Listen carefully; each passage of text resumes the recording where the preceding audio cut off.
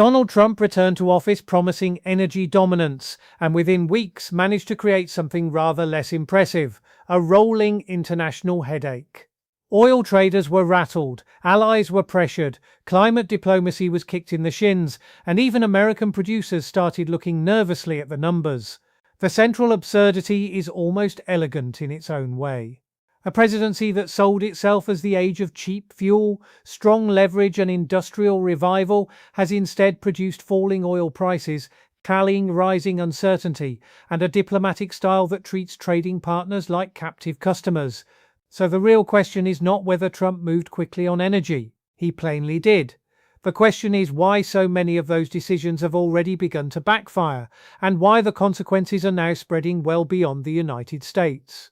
Because once energy policy starts colliding with tariffs, alliance management, climate finance, and investor confidence, this is no longer a domestic story. It becomes a geopolitical one. And the picture that emerges is not of control, but of a White House mistaking noise for leverage and disruption for strategy. The first act of this drama was pure Trumpian theatre: maximum motion, maximum bravado, maximum confidence that bulldozing institutions counts as policy. On his first day back, Trump signed the Unleashing American Energy Order, instructing agencies to suspend or rescind rules deemed burdensome to domestic energy, restart reviews of LNG export projects, accelerate permitting, pause disbursement of Inflation Reduction Act and infrastructure funds for review, and revoke a stack of Biden-era climate measures. Offshore wind was hit, electric vehicle infrastructure funding was frozen for scrutiny, climate programs were terminated, and the whole thing was framed as a liberation from green excess. In the abstract, there is a coherent political message there. In practice, it sent a rather different one to markets. Policy volatility had returned as the main instrument of government. For supporters, that looked decisive. For investors, utilities and allies trying to plan around American policy, it looked like the regulatory furniture had been hurled out of the window. That may generate cheers at a rally. It is less useful when one is attempting to build multi-billion-dollar energy projects with lead times measured in years and financing costs measured in pain. And then came the tariff element. Because no Trump policy fiasco is ever complete without the administration attempting to punch basic supply chains in the face and looking surprised when they punch back. In February, the White House moved to impose tariffs on Canadian and Mexican imports, with Canadian energy facing a 10% duty and Mexican energy 25%. That might sound muscular on cable television. In the real world, the United States imports roughly 4 million barrels per day of Canadian oil and more than 450,000 barrels per day of Mexican crude. About 70% of that Canadian oil is processed by Midwest refiners built around exactly those grades. In other words, this was not a clever squeeze on foreigners. It was a tax on an integrated North American energy system the United States itself depends upon. Analysts warned of higher pump prices and higher refining costs, with East Coast consumers also exposed if Canadian refined products became dearer. One Wells Fargo analyst put it plainly: any way you cut it, you're looking at higher prices. Quite. The supposed inflation fighter had found a novel method of making petrol dearer whilst pretending to champion affordability. It takes a special form of economic patriotism to weaponize one's own feedstock. That was the first headache. The second was more global and more damaging. Tariff politics began colliding with oil market reality. By the end of Trump's first 100 days, US crude prices had slumped by more than 20% to around $60 a barrel, below the level many American producers say they need to make money. More than half of that decline came after the administration's April tariff barrage, when markets started pricing in weaker growth and softer demand. Ben Cahill of the University of Texas put the point with admirable bluntness.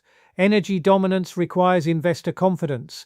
That confidence was precisely what the administration was eroding. Here lies the core contradiction. Trump wants oil prices low enough to boast about cheap fuel, yet high enough to sustain domestic drilling. He wants producers to invest aggressively whilst flooding the business environment with trade shocks and policy uncertainty. He wants slogans to do the work of balance sheets. Markets irritatingly continue to insist on arithmetic. So the more loudly the White House shouted, "Drill, baby, drill," the more the industry started muttering, "Perhaps not at these prices." And that matters because it reveals this was never merely noisy politics. It was a strategic misread of how energy producers actually make decisions. The International Energy Agency then supplied the figures that turned anxiety into a proper indictment. In its April 2025 report, the IEA said global oil markets had been roiled by the tariff announcements, with benchmark prices plunging to four-year lows. It cut expected oil demand growth for the rest of the year by 400,000 barrels per day and forecast total annual demand growth of just 730,000 barrels per day in 2025. It also revised down US oil supply growth by 150,000 barrels per day to 490,000, noting that firms generally need around $65 a barrel to drill profitably and that tariffs would make steel and equipment more expensive. So there it was in black and white. The administration's attempt to project strength through trade aggression was slowing global demand, undermining domestic supply growth, and making the economics of new drilling worse. If one were trying to design a policy mix that simultaneously spooked consumers, traders, and producers, this would be close to the ideal blueprint. It is worth pausing here. The global headache is not an accidental side effect. It is increasingly the main output of the policy. There is, however, a revealing asymmetry in all this. LNG has done better than oil, at least on the surface. Trump resumed export approval reviews halted under Biden, and the White House began touting liquefied natural gas as both an economic prize and a geopolitical tool. He told Europe the United States would guarantee LNG supplies as the continent continued reducing its reliance on Russian gas. Again, the line sounds reassuring until one notices the wider context. Europe is being told to trust American supply at the very moment American trade policy has become radically less predictable. Domestic manufacturers in the United States are already worried that more LNG exports could raise gas prices at home. European buyers, meanwhile, are expected to believe that a White House willing to threaten tariffs on friends will somehow be a serene and dependable guarantor of energy security. This is the old post-war American role turned inside out. Washington once supplied stability first and bargains second. Trump's Washington increasingly offers coercion first and reassurance afterwards, as though the latter can erase the memory of the former. It cannot, not amongst governments that have begun to wonder whether every strategic dependency on the United States might suddenly become a negotiating weapon. The Alaska LNG saga makes the same point, in an even more awkward register. Trump's team pushed a $44 billion Alaska gas project as a strategic triumph waiting to happen, lobbying Japan, South Korea, and Taiwan to support it. The administration hoped an Alaska summit would produce commitments from Asian allies and reduce the US trade deficit by $10 billion a year. Yet South Korean officials signaled caution, saying there was still due diligence to complete and that a lot of things needed to be understood first. Quite so. Allies tend to become careful when invited to finance a giant infrastructure project by the same administration that is also threatening them with tariffs.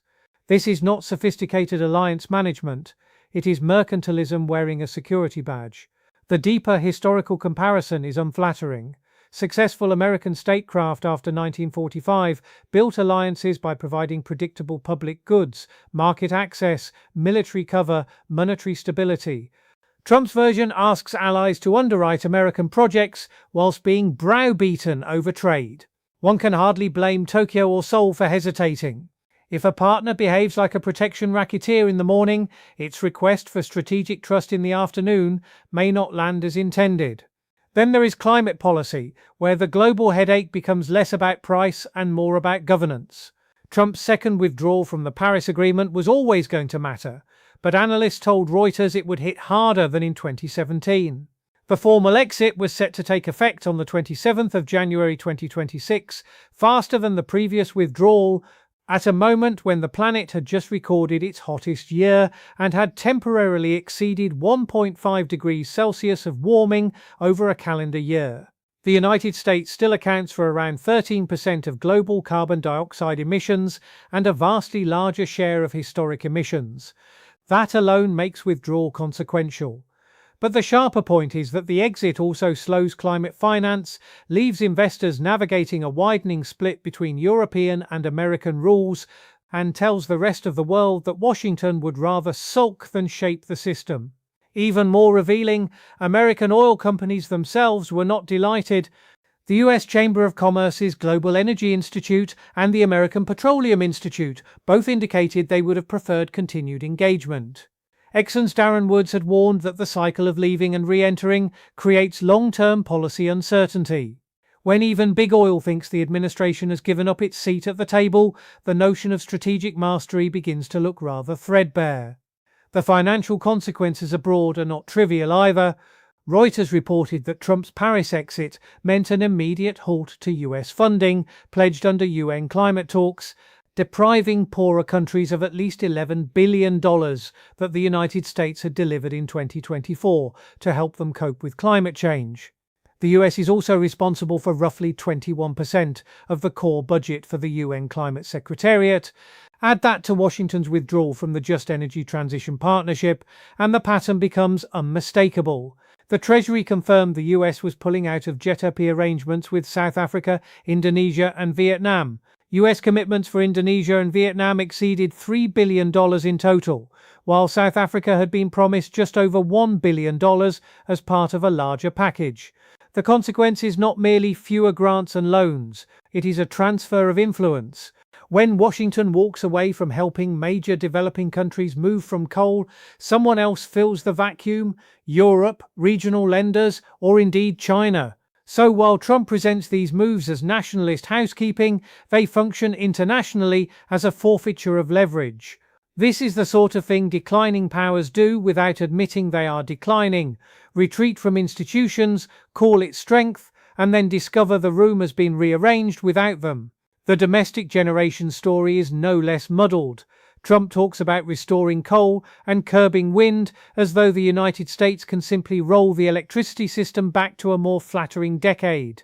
Yet coal now provides less than a fifth of US electricity, down from more than half in 2010, and Reuters noted that the average coal plant is about 50 years old. Utilities are not rushing to build new ones because, rather inconveniently, the economics do not make sense. Gas, wind, and solar have already eaten the market, so the administration finds itself praising clean coal and attacking offshore wind, whilst also warning of huge electricity demand from artificial intelligence. It is an extraordinary combination: nostalgia as grid strategy. The real issue here is not ideological taste, but credibility. Investors can live with a government that favors fossil fuels. They struggle with one that seems to believe technology, fuel economics, and grid planning can all be bullied into obedience by executive order.